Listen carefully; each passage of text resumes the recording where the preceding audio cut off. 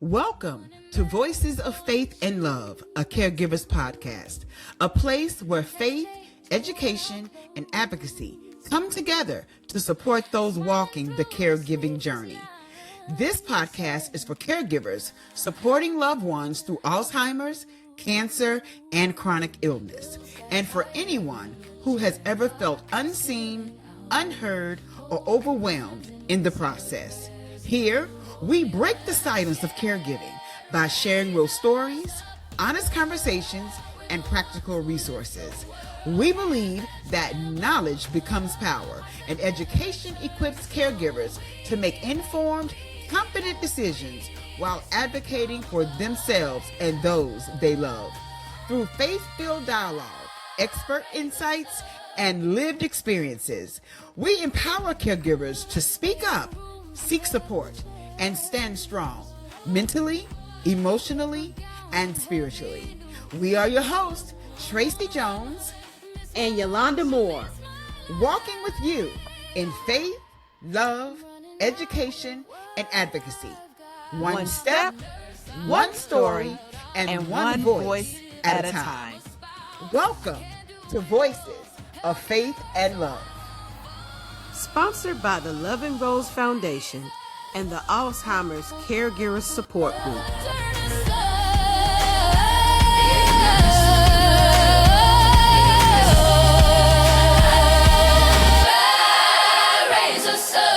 Welcome back to a Caregivers podcast. In our last episode, we talked about caregiver burnout and the importance of caring for yourself while caring for others. Caregiving can get a little easier when we understand what we're up against. Dementia and Alzheimer's can feel overwhelming, but understanding these chronic illnesses is the first step to navigate with certainty. The more we understand dementia, the better equipped we are to support our loved ones with confidence, compassion, and patience. In this episode, we will explain the different types of dementia and the stages of Alzheimer's disease. We'll break down the 10 warning signs every family should know and leave you with practical caregiving tips.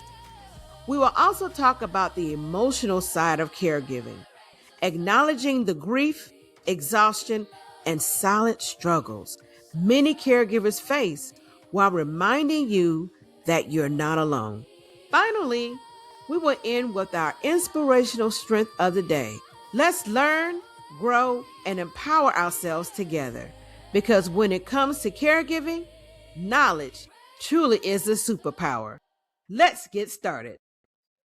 Before we start talking specifically about Alzheimer's disease, it's important to understand that dementia is not a single disease. It's actually an umbrella term used to describe memory loss and changes in thinking that are severe enough to affect daily life. There are several different types of dementia, with Alzheimer's disease being the most common that everyone knows and talks about. In fact, Tracey, didn't your parents have Alzheimer's disease? They did, Yolanda. Both of my parents had Alzheimer's. My dad had Alzheimer's around 2011. My mom had it around 2020. So yes, I have experienced it twice. So that was a double whammy for me. Yeah, I bet. And my dad, he has probably the second most common. That's called vascular dementia. And it's often linked to reduced blood flow in the brain, and usually it's called strokes, or they refer to as vascular conditions because it constricts the veins. And that's what happened with my dad. He had these small TIA mini strokes, and that's what caused his memory loss. Another common one is called Lewy bodies dementia, and it can cause changing in thinking, movement, and a person's alertness. There's frontotemporal dementia, which primarily affects a person's language and their behaviors. And there are hundreds of other different forms of dementia, including those associated with conditions such as Huntington disease. And some individuals may have a mixture of several different types of dementias.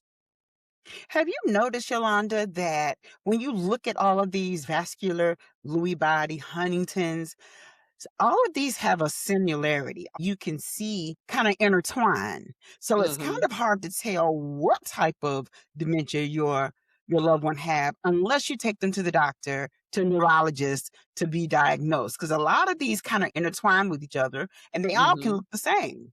That's So that's true. interesting. In fact, because my dad, he was misdiagnosed as just having Alzheimer's disease, but I was lucky enough to get him to a case study. And when they did more extensive tests of his Right. brain, that's when they discovered he had small pen strokes. So, whatever you can do to advocate for your loved ones to get those more extensive tests, do it so you know what type of dementia that you're dealing with. That is absolutely right. So, Yolanda, my dad had a stroke, and Hmm. that's what caused him to have dementia. So, I just want to say to people, if your loved one has had a stroke and you start seeing some of these symptoms or signs, please have them checked because they could very well have some form of dementia due to a stroke, because that's what my dad had. He didn't have any issues. The stroke is what caused him to eventually have Alzheimer's. Right. And in retrospect, your dad may have had a mixture of Alzheimer's as well as vascular dementia. Vascular, that is correct. Yes, that is Hmm. so correct. And now that we're going over this, it just really makes sense to me. Sure does. So let's jump into talking about what is dementia and Alzheimer's, Tracy. You want to share that with everybody? Sure. So we welcome you all today. We're so glad you all join us. Knowledge is power. And that's the name of our episode today. So, having the knowledge of what Alzheimer's is will help you deal with your loved one better. So, let me give you a couple of tips of what Alzheimer's is to help you understand why your loved one keeps repeating the same thing, why they have a behavioral problem, why they're having problems talking or eating or swallowing. Why are they having these different difficulties? This is why Alzheimer's disease is a type of dementia that affects memory, their thinking, and behavior. So all of those types of dementia that Yolanda just went over is all a part of this. It's all a part, even though we're talking about Alzheimer's, your loved one with having Lewy bodies and all of the other types of dementia can also have these types of symptoms. The memory, the thinking, and the behavior are the most three popular things that you see. Those are symptoms that eventually grow severe enough to interfere with daily tasks. That means your loved one may start to not know how to put on their clothes or take a bath or feed themselves or walk starts to become difficult for them. Talking, also knowing what words to say is a Hmm. problem. So all of that comes under the umbrella of memory, thinking, and the behavior. Alzheimer's is also the most common cause of dementia. Every time you hear about dementia, you hear about Alzheimer's. Very seldom do you hear about Lewy bodies or any of the others, but Alzheimer's is 60 to 80% of the dementia cases. So it is a very big deal when you're speaking about Alzheimer's. Alzheimer's also is a progressive brain disease that causes dementia symptoms to worsen over time. When I say brain disease, I mean that the cells in your loved one's brain has died. And once those brain cells have been affected, they do not grow back or you do not get those cells back. That is what start causing some of the issues, the memory loss, thinking process, and the behavior, because the brain is no longer functioning like our brain now functions. They have lost brain cells, and so those cells are no longer viable. Now, why do I say, and I say this all the time in our support group, live in your loved one's reality? When I say that is their reality is now different. they're not the same person you knew 5 or 10 years ago. And how many times do I say this, Yolanda? Because it's a very good point to All make. the time. And we All the need that time. reminder. We need Yes, that because reminder. people forget. They forget. Mhm. So when your loved one is having behavioral issues, they won't eat, they won't take a bath, go back and think about what's happening to their brain or what has happened. That kind of helps you kind of understand and get yourself ready to deal with what you're dealing with. So they are no longer living in your reality. You have to live in their reality. Meaning, if they say, hey, the sky is green, just agree and say, yes, Dad, the sky is green. That's right, Daddy. It's St. Patrick's Day, so the sky is green. Yes, because that's his reality. And we don't, sometimes they don't know, saying no, it's not, puts them in an agitated type state. And we don't want to get them agitated because it takes a long time to Right. get them unagitated. Yes, So, Lord. yeah, so we kind of go along with it. So Yeah. the early stages involve mild memory loss. So if your loved one is just having these issues, having some of the memory issues, they are very forgetful. They may be in the mild beginning stage of memory loss. And when you see that there is a change in your loved one, please just take them to the neurologist and have them tested for Alzheimer's. You don't necessarily have to tell your loved one, hey, we're going to see if you have Alzheimer's. They won't understand it. I never told my dad or mom, Yolanda, Yeah. that they had Alzheimer's because they wouldn't have understood it. And so I Right. just told And they're them we gonna were going fight for a you on it. checkup. In fact, one of my girlfriends, she's dealing with that right now. Her mom is in total denial that Yeah. she's forgetting things, that she's repeating herself. She's forgetting that she has done certain things. But we on the outside looking in can see it. Exactly.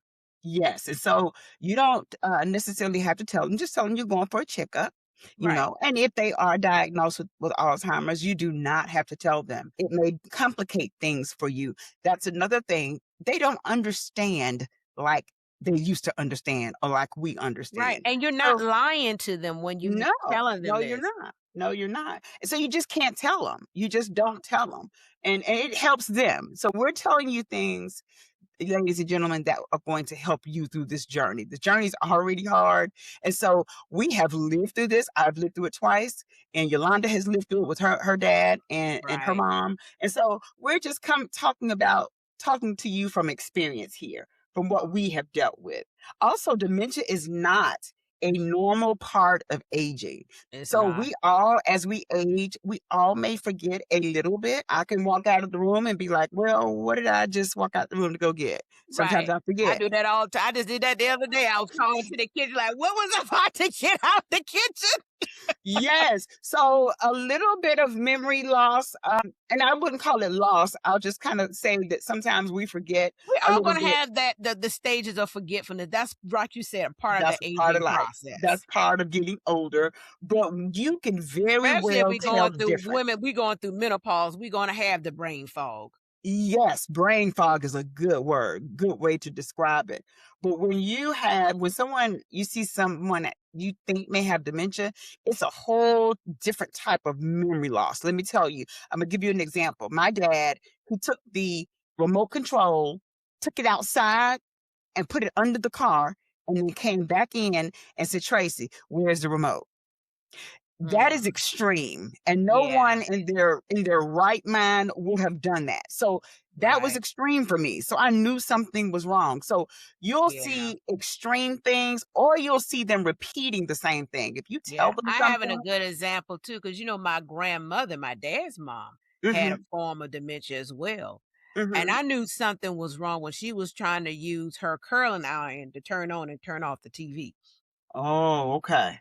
Yeah, Yeah, yeah. You'll see things like that now. They may not be that extreme, but you will notice a difference. You'll be like, well, wait a yeah, minute, mama keep asking me for the same thing, or she keep repeating herself. That's not normal. No person in their right mind would just keep repeating the same thing over and over again, or you tell them something and they turn right around and ask you again.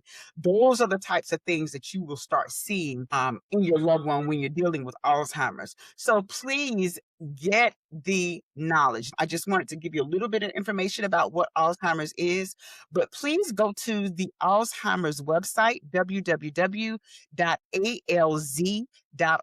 and there is a wealth of information about Alzheimer's, what it is, the symptoms, the different types of Alzheimer's. This will really, really help you in your journey with your loved one. So that is pretty much, Yolanda, what Alzheimer's is. Absolutely. Now, we're And gonna there's move. also some resource if anyone out there is a veteran or get veteran resources. They also have a specialized Alzheimer's dementia section. My father was just paired up with a registered nurse who Okay. specializes in dementia. And she actually gave me a good pamphlet that talks about the different signs of dementia. And it has some good caregiving tips too. And in our description box, we'll put some of those tips in there so you can see it. That is awesome. So that'll be beneficial to everybody. That is awesome. Good information, Yolanda. We're going to move on over, and Yolanda is going to talk to us today about the stages of Alzheimer's. All right, thanks. So we'll talk about first the early stages, which is also referred to as the mild stages of Alzheimer's. So in the early stages, your loved one may still function independently. They may work, they may drive, they participate in social activities with their friends and family, but then you may get some small changes that may begin to show up. Like we talked about earlier, they may forget certain words and it may be struggle to get words out, misplace everyday object or repeat questions over and over again, like we talked about before. For my dad, I first noticed he was having a hard time articulating what he wanted to say. He would always say, like, that thing, that thing.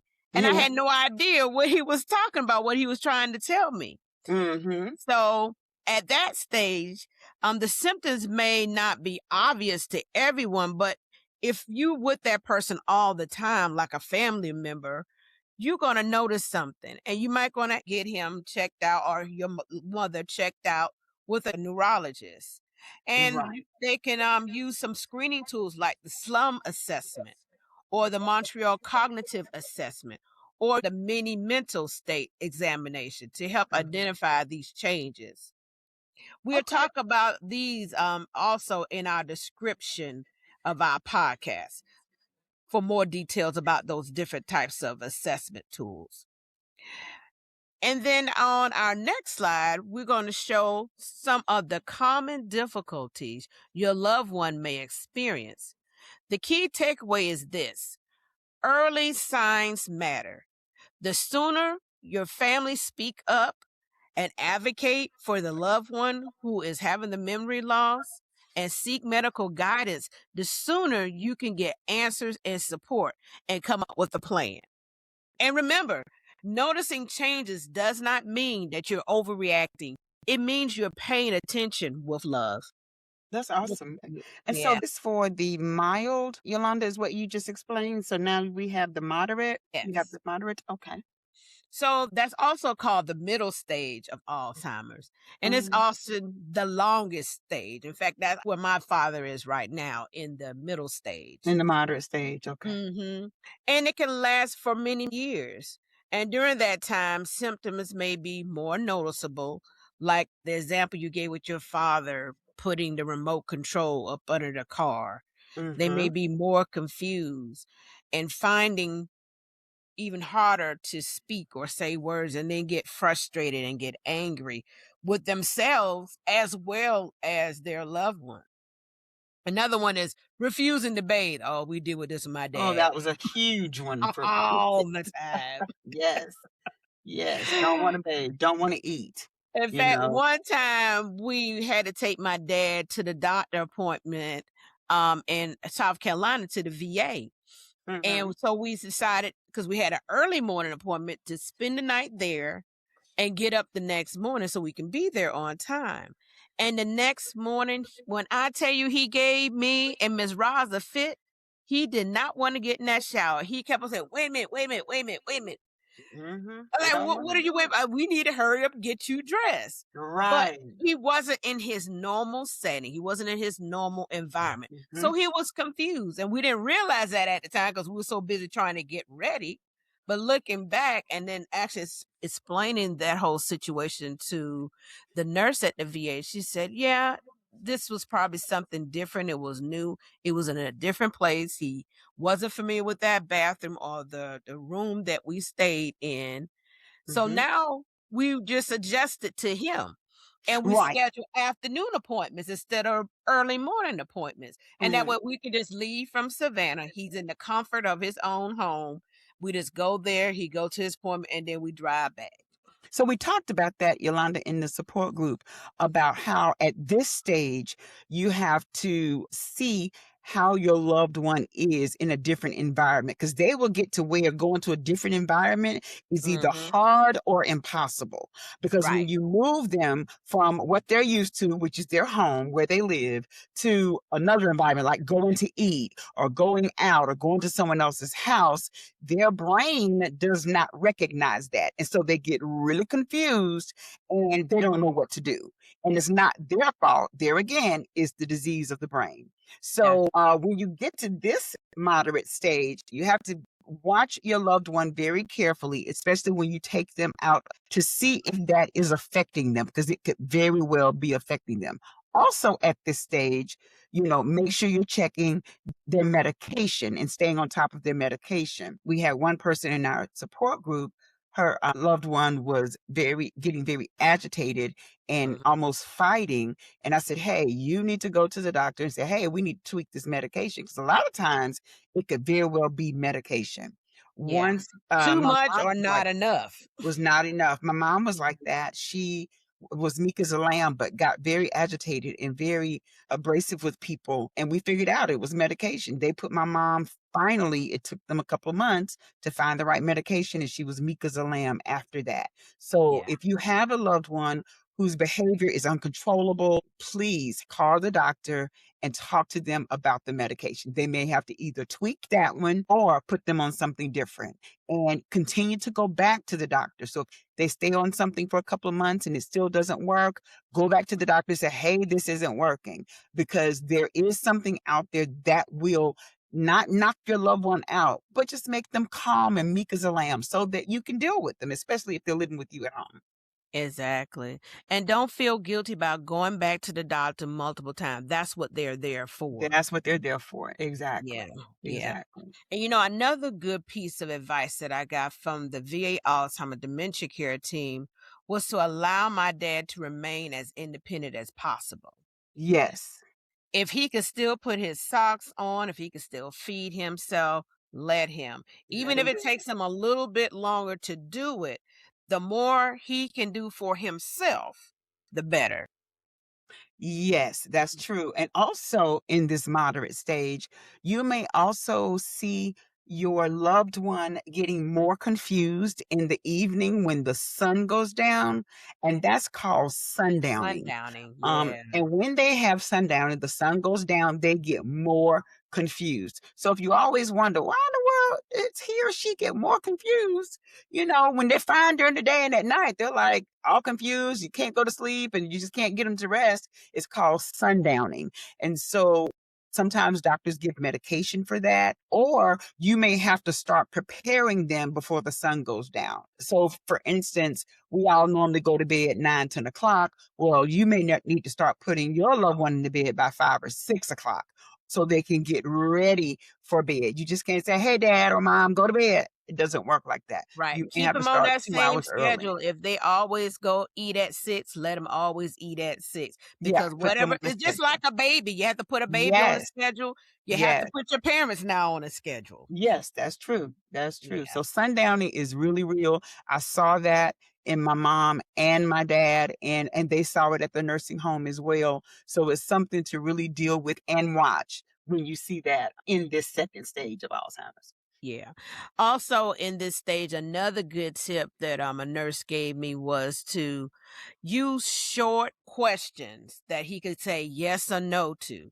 Like, Yeah. for example, I say, Daddy, do you want to wear the blue shirt or the red shirt? Yes or no? And then Right. he will come respond yes or no. Or I say, Daddy, you want to watch the Rifleman or Andy Griffin? And he might say Andy Griffin or Rifleman. Or Right. he might say Yeah. no to either one of them, but at least Yeah. it's something short that they can understand. Because when you say too much, it confuses them during the middle and moderate stage. That is true. That is true. So what Mhm. about the severe late stage, Yolanda? Well, during this stage of dementia, most patients may be living in assisted living or a memory care facility because they may have even difficulty moving their limbs and their arms. They're Mm-hmm. not able to control their movements. They may not even talk at all at this stage. Mm-hmm. Yeah. As memory and cognitive skills continue to worsen, their personality changes significantly. You might even recognize it. They may not have any personality at all at this stage. They Yes. may just be staring out in space, not saying or doing anything. And they need more intensive type care. Another Yeah. thing I have read, and I know for a fact, even in the mild, the moderate, or the severe, music help and music is healing. Yes, I it is. remember seeing a video where this severe patient was like in a zone. He was just staring out in space. But they started playing some music that was during his time that he was familiar with, and he Mm-hmm. started patting his foot. He started Yeah. moving his hands. Yeah. So recognizing the music brought back those memories to him and brought like peace because he started smiling and he Yes. wasn't drooling and he wasn't staring into space. He kind of came to himself. Yeah. And my dad and mom experienced when they got into their late stages, both of them had physical abilities. They couldn't walk, they couldn't stand up. They eventually stopped swallowing, stopped eating because that's what happens. Their brain forgets to tell them to swallow or eat. So they Hmm. stop eating and stop talking. So this stage was a very bad stage for me. And it's very bad to watch. So that's why I say stick close with your loved one through this process and through this journey and see them through that part. Yeah. And that's one of the main reasons why my nonprofit, we sponsor the gospel concert every year. Because it's not only a source of healing for caregivers, it's a source of healing for anyone because music is healing to the mind, body, and spirit.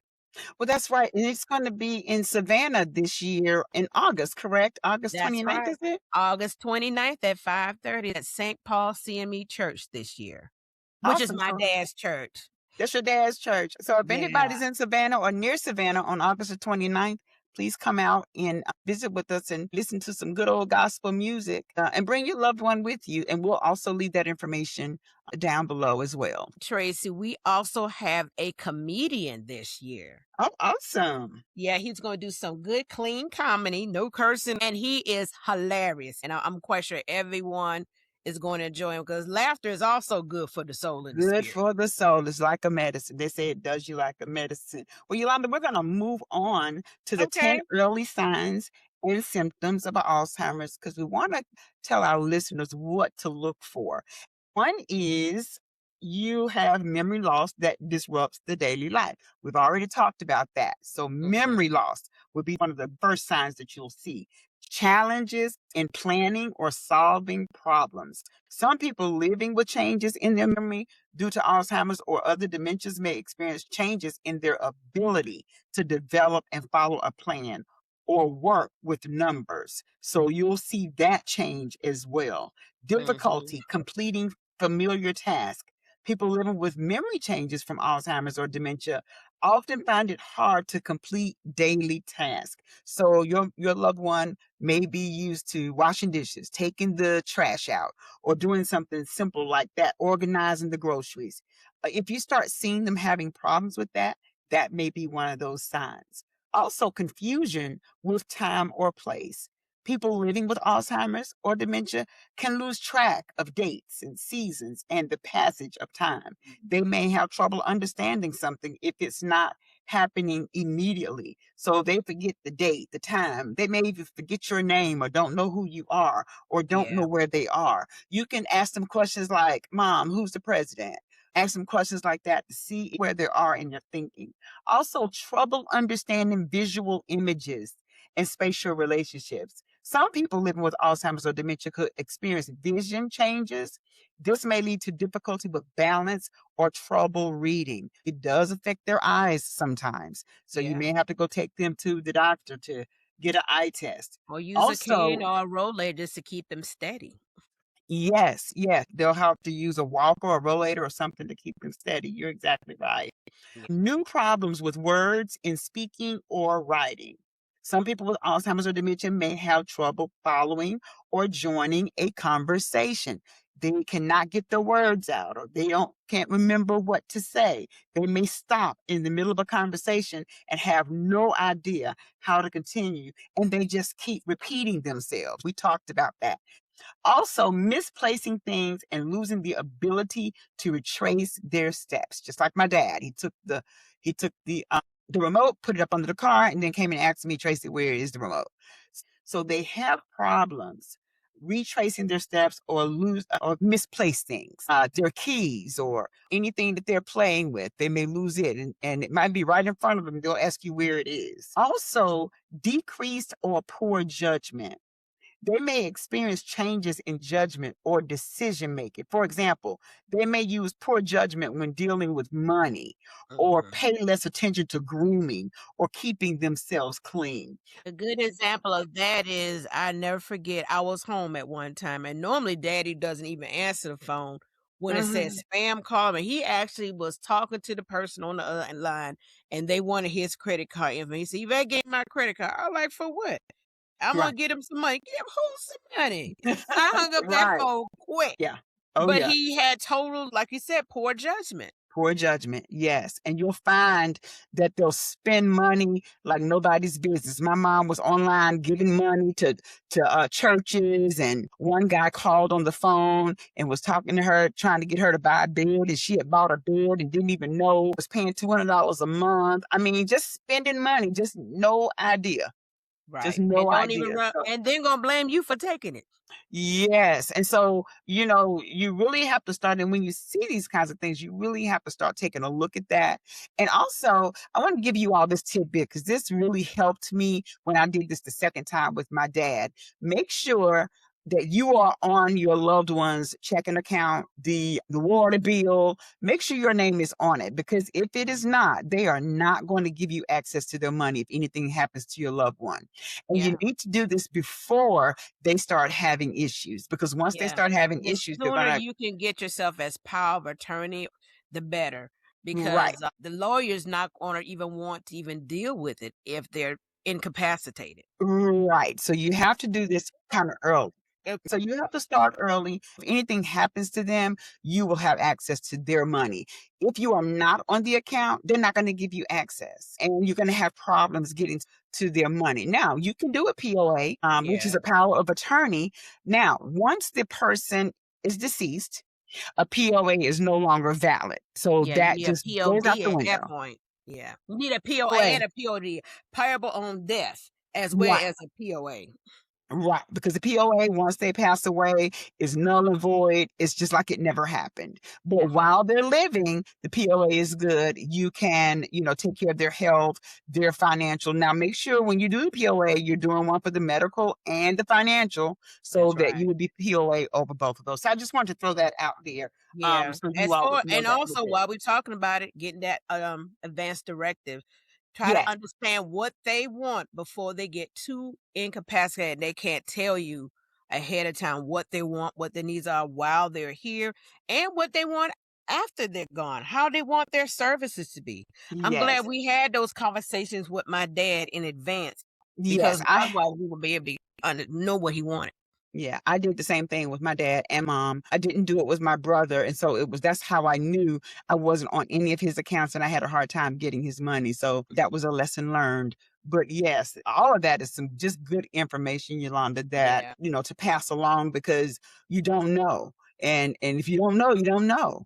And so that's that's right. why we do these podcasts, because we want to share our experience, our knowledge, and information to help someone else along the way. Because this journey is already hard, but when you know a lot of the things that we talk about, it just makes it much easier. Yeah, you want to be able to hit the easy button, like that staple commercial. You want to hit the easy button for something. Yes, yes. I have two more early warning signs. One Okay. is withdrawal from work or social activities. They will experience changes in the ability to hold or follow a conversation. As a result, they may withdraw from hobbies, social activities, or engagements. You see that they don't want to go outside. They used to like to go play golf. They used to be very outgoing. Now they just want to sit in their chair and watch the TV, and they'll watch the same show over and over again, which is And be just as perfectly okay. content. Yes, yes. And the last one, changes in mood and personality. That is huge because you see they become confused, suspicious of everything. You stealing my money. You're taking this, you're taking that. They're depressed. They're fearful and anxious. I saw all of that in my parents. My dad, accused me of taking his money and stealing his stuff. And it just hurt me to my heart. But the nurse told me, she said, ma'am, this is not your dad. It's the disease. She said, remember that. And I said, I know, but it's coming out of his mouth. And so Right. I had to adjust to it, Yolanda. It was hard Yeah. for me. I know it Yeah. was. Yeah, it was hard.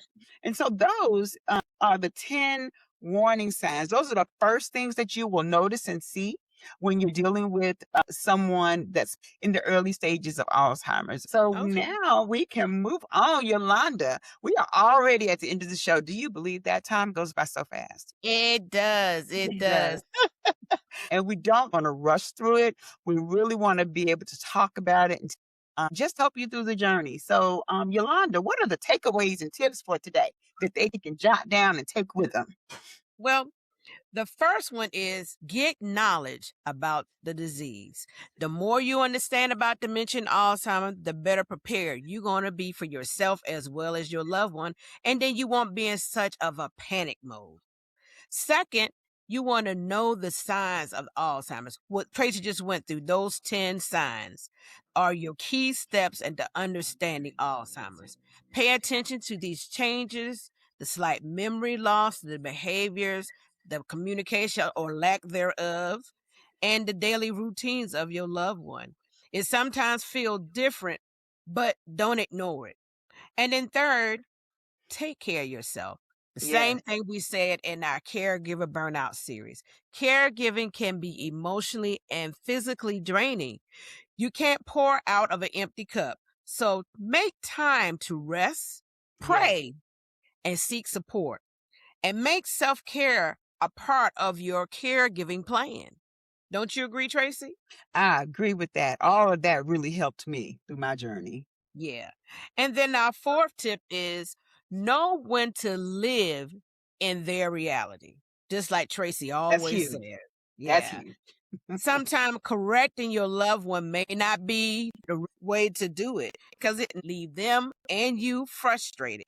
Yes. So we have to meet them where they are and bring some peace to the whole situation. Yes. You don't always have to be right. Let them be right.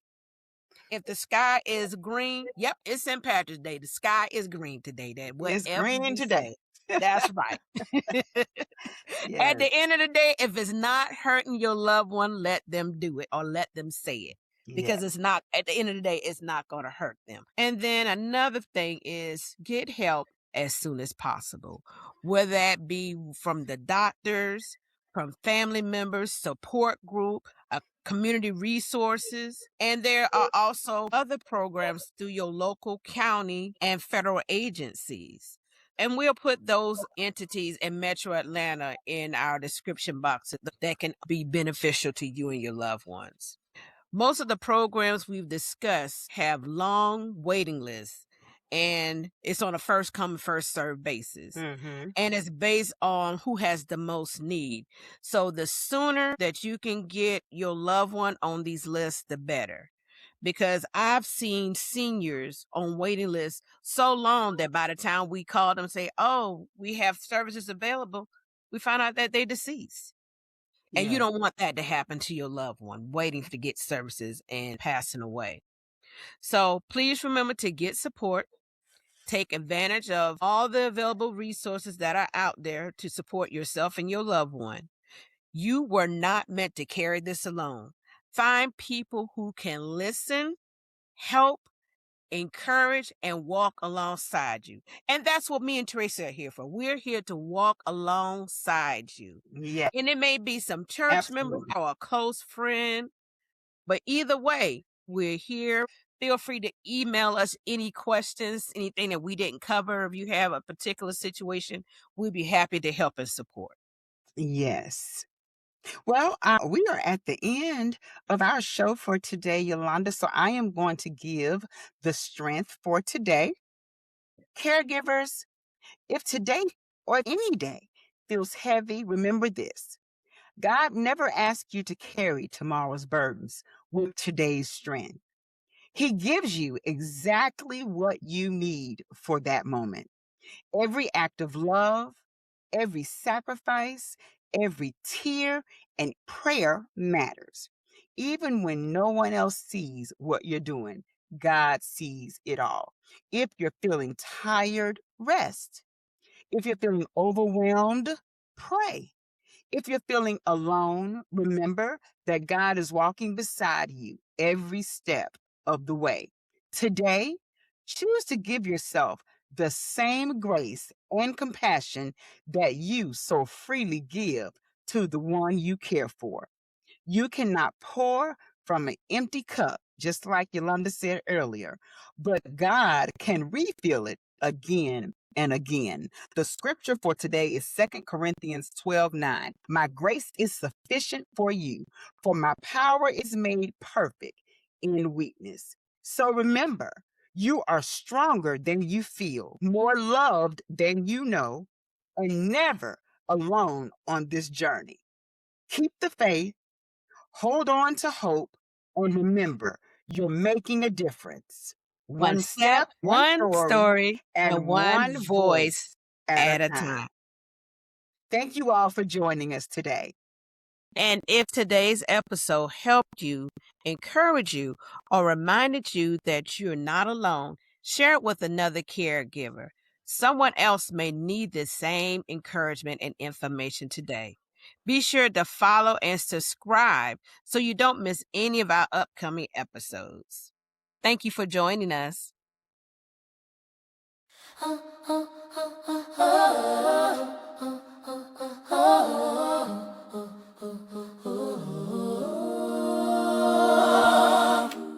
As we come to the end of today's episode, remember this: you are seen, you are valued, and your caregiving journey matters. Through every challenge, every decision, and every quiet moment of strength, know that faith sustains, love carries, and knowledge empowers. By sharing our stories, educating the public, and advocating boldly, we break the silence of caregiving together. Thank you for allowing us to walk this journey with you. If you enjoyed this podcast, please follow us and share it with your fellow caregivers and friends. Until next time, we are your hosts, Tracey Jones and Yolanda Moore, walking with you in faith, love, education, and advocacy. One step, one story, and one voice at a time. This is Voices of Faith and Love, a Caregivers podcast, where your voice matters. Sponsored by the Loving Rose Foundation and the Alzheimer's Caregivers Support Group.